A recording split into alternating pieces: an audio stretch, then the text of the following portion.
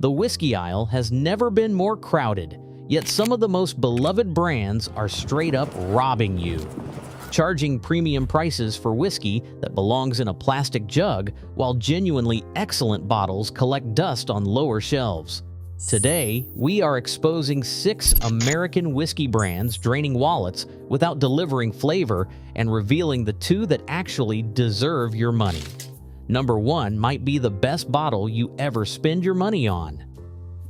Number 8. Seagram's 7 Crown has survived for nearly a century on nostalgia and rock-bottom pricing, not quality. Introduced in 1934, right after Prohibition ended, this blended American whiskey became a staple of mid-century cocktail culture. The 7 and 7, mixed with lemon-lime soda, defined casual drinking for an entire generation. Your grandfather probably ordered it without thinking. That was the point. Seagram's built an empire on being the whiskey people grabbed when they did not actually care about whiskey. The company sold the brand multiple times over the decades, and each corporate owner maintained the same strategy. Keep production costs minimal. Keep prices low. Keep the liquid just palatable enough that nobody complains too loudly. The liquid itself confirms that positioning has not changed in 90 years.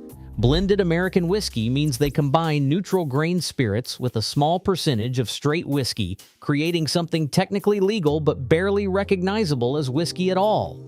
Federal regulations require only 20% actual whiskey in the blend. The rest can be flavorless grain alcohol and caramel coloring. The nose offers faint caramel and ethanol with nothing else worth mentioning. The palate delivers thin sweetness, a flash of vanilla, and then emptiness. The finish vanishes before you can form an opinion about it. At $12 to $15, Seagram's 7 Crown represents the absolute basement of American whiskey. It exists for people who want to say they are drinking whiskey without actually experiencing what whiskey should taste like. Bartenders keep it around for customers ordering mixed drinks where the spirit disappears entirely behind soda and ice. As a sipping whiskey or even a cocktail base where flavor matters, it fails completely. Some bottles trade on heritage. Seagram's 7 trades on the absence of alternatives during an era when Americans simply did not know better. The industry has evolved. This bottle has not. Number 7. Fireball Cinnamon. Whiskey sells more cases annually than most premium bourbon brands combined, and that commercial success represents everything wrong with how America consumes whiskey. Launched in the mid-2000s and exploding in popularity through college bars and club promotions, Fireball became a phenomenon by being aggressively not whiskey. The base spirit is Canadian whiskey, already lighter and less complex than American styles. Then the company adds enormous amounts of sugar and artificial cinnamon flavoring until the original whiskey character disappears entirely.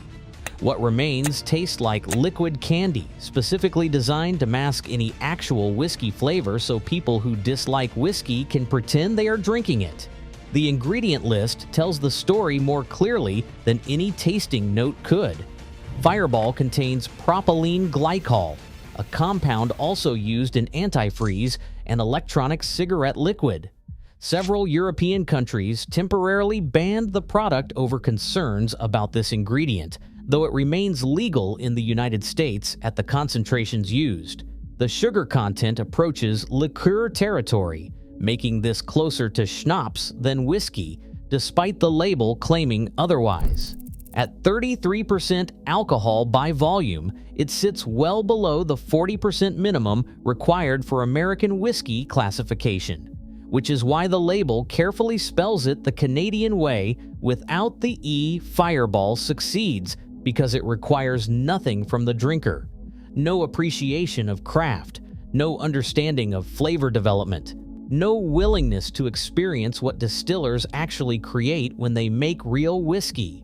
It exists for shots consumed quickly at parties where taste is irrelevant and sugar-masked burn passes for excitement. The brand has generated billions in revenue by convincing America that cinnamon candy is whiskey. For anyone genuinely interested in American whiskey culture, Fireball represents the complete opposite of what the category offers. you are not drinking whiskey. You are drinking a cinnamon-flavored sugar delivery system that happens to contain alcohol and costs about the same as bottles containing actual craftsmanship. Number 6. Jack Daniel's Old No. 7 occupies a strange position in American whiskey culture. It is simultaneously the best-selling American whiskey in the world and one of the most overrated bottles on any shelf. The iconic square bottle and black label have appeared in countless movies, music videos, and celebrity endorsements for over a century. Frank Sinatra was buried with a bottle. Lemmy from Motorhead drank it religiously on stage. That cultural dominance created a brand worth billions. But cultural dominance and quality are not the same thing, no matter how many legends preferred it. Jack Daniel's is Tennessee whiskey, meaning it undergoes the Lincoln County process where the spirit drips through 10 feet of sugar maple charcoal before entering barrels for aging. This mellowing step removes harsh flavors, but also strips complexity that other whiskeys develop. The process takes approximately 5 days and filters out compounds that would otherwise contribute character. What remains is aggressively smooth, almost suspiciously so. The nose offers banana, vanilla, and caramel in pleasant but shallow proportions. The palate delivers sweetness without structure, smoothness without depth, approachability without reward for attention. The finish fades quickly, leaving behind the memory of marketing rather than craftsmanship. At $25 to $30, Jack Daniel's costs significantly more than bourbons delivering twice the flavor complexity. Kentucky distilleries produce whiskey with deeper character at lower prices without the charcoal filtering step that removes what makes whiskey interesting. The company charges premium prices because the brand recognition allows them to, not because the liquid justifies it compared to alternatives. Millions of Americans order Jack and Coke without realizing they are paying extra for a name rather than a superior product. Jack Daniel's built an empire on being recognizable, not remarkable.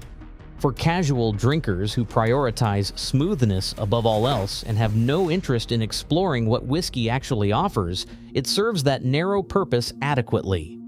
For anyone seeking actual whiskey character worth contemplating, the iconic bottle contains an expensive lesson in how marketing consistently outperforms liquid. Number 5.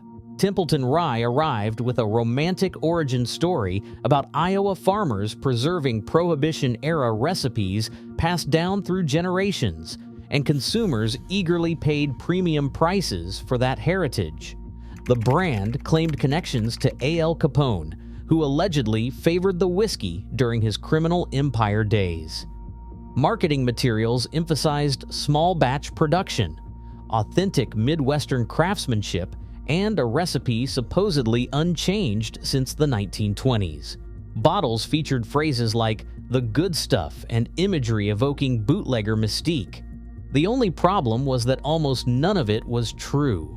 In 2015, a class action lawsuit forced Templeton to admit what whiskey insiders had long suspected. Their rye came from MGP Ingredients, a massive industrial distillery in Lawrenceburg, Indiana that supplies dozens of brands with bulk whiskey produced at enormous scale. The Iowa operation did not distill their own product at all. They purchased whiskey from the same source as countless competitors, added proprietary flavoring to create a distinctive sweet profile, and charged premium prices for a fabricated backstory about Al Capone and Iowa farmers. The company paid over $2.5 million in settlement to consumers who bought bottles believing the marketing. Even setting aside the documented deception, Templeton Rye at $40 to $45 dramatically overcharges for what the bottle actually contains. The flavor profile is pleasant enough, featuring caramel, vanilla, and moderate rye spice with that distinctive sweetness from their flavoring additions. But identical base whiskey from the same MGP source appears in bottles costing half as much under more honest branding. Bullet Rye uses MGP whiskey. So does George Dickel Rye. so do numerous craft brands that acknowledge sourcing rather than fabricating origin mythology. Templeton now discloses their sourcing after legal requirements force transparency, but the premium pricing remains unchanged. You are still paying for a story that turned out to be complete fiction. The whiskey world accepts sourcing as common practice. The problem is charging customers extra for authenticity that never existed and maintaining those inflated prices after the mythology publicly collapsed.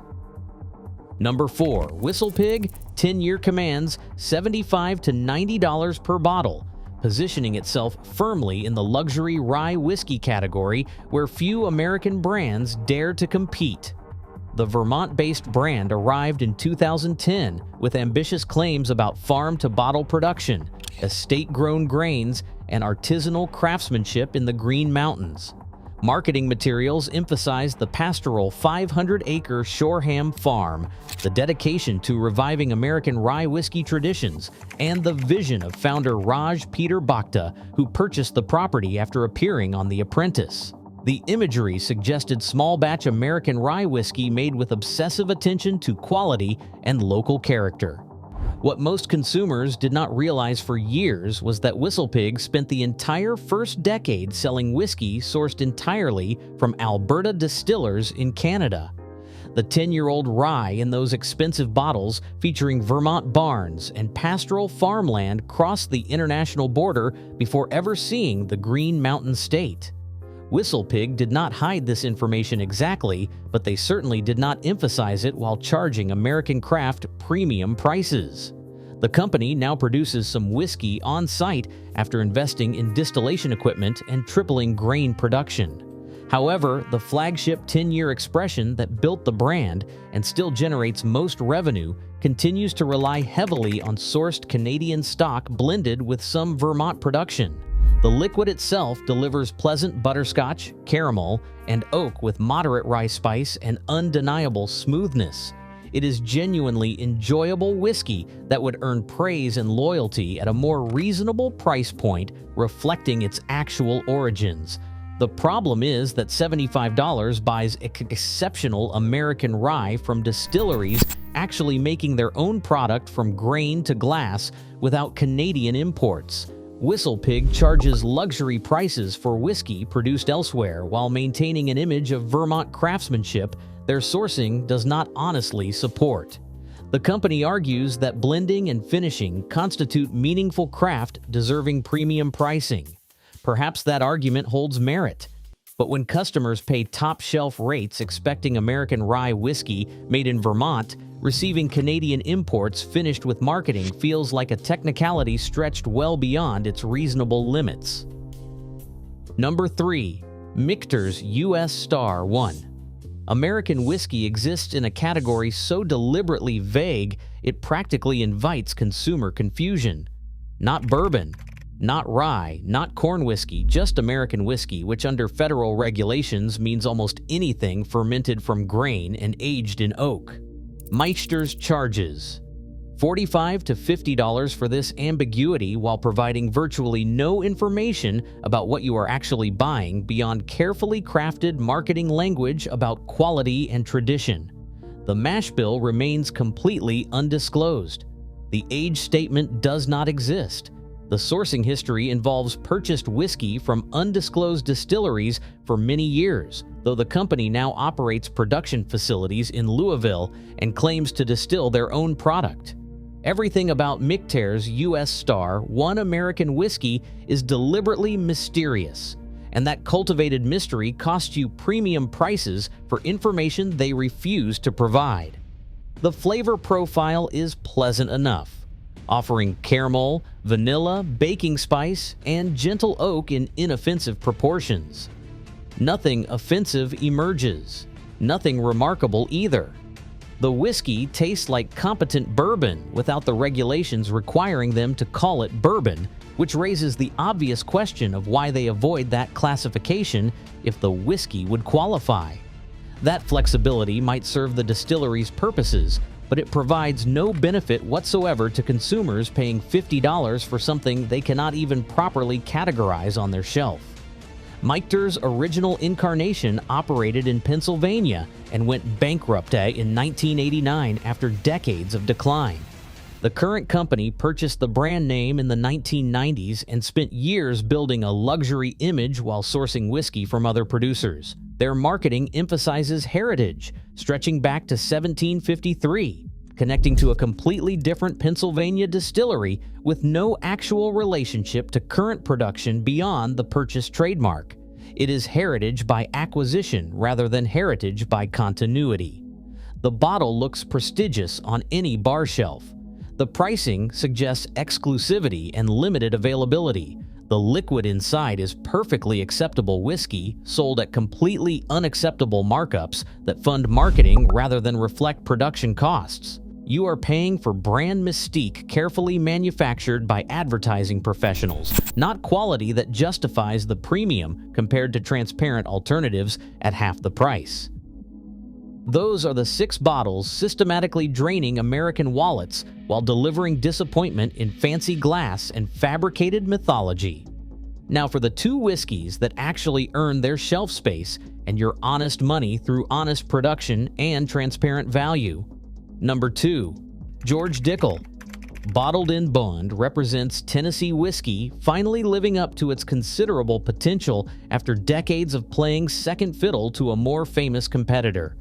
While Jack Daniel's coasts on brand recognition and rock star endorsements, Dickel quietly produces superior whiskey at lower prices and lets the liquid speak for itself without celebrity mythology.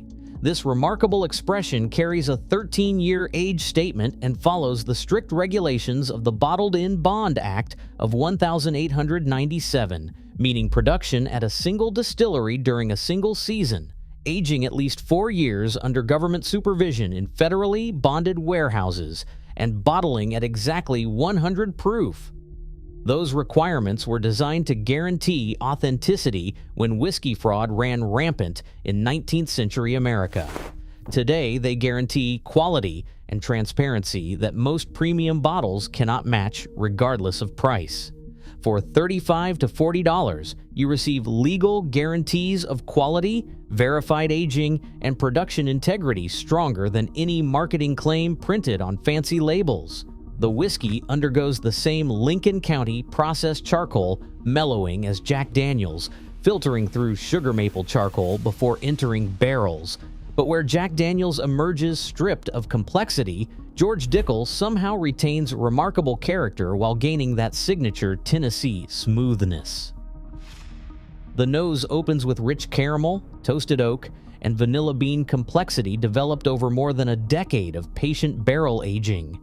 The palate delivers waves of butterscotch, baking spice, dried fruit, leather, and mature wood tannins balanced perfectly against Tennessee's signature mellowness.